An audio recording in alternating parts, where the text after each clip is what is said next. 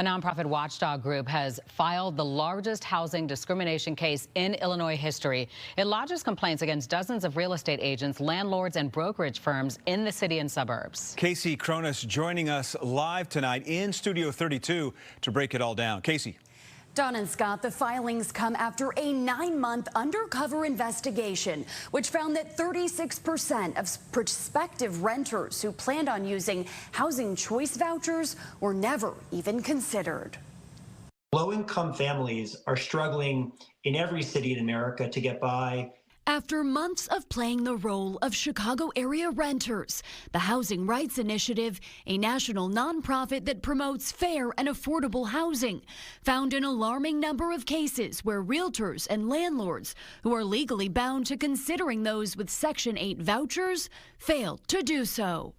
And it can be a heartbreaking thing for a low-income family to wait for months or even years to get a housing voucher that'll give them more opportunity and then to not be able to use it.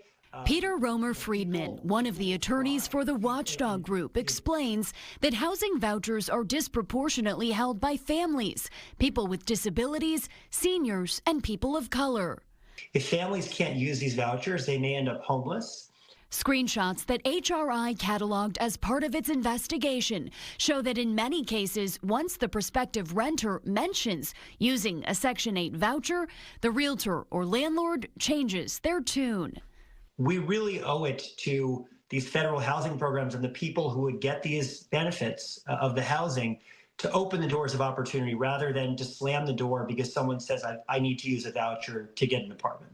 In response, 176 complaints have now been filed with the Illinois Department of Human Rights, which enforces the state's fair housing laws that prohibit source of income discrimination. You've got to enforce the law. And if landlords and brokers and real estate companies feel they can do whatever they want and they can shut the door on people who need vouchers to get housing, what's the law worth?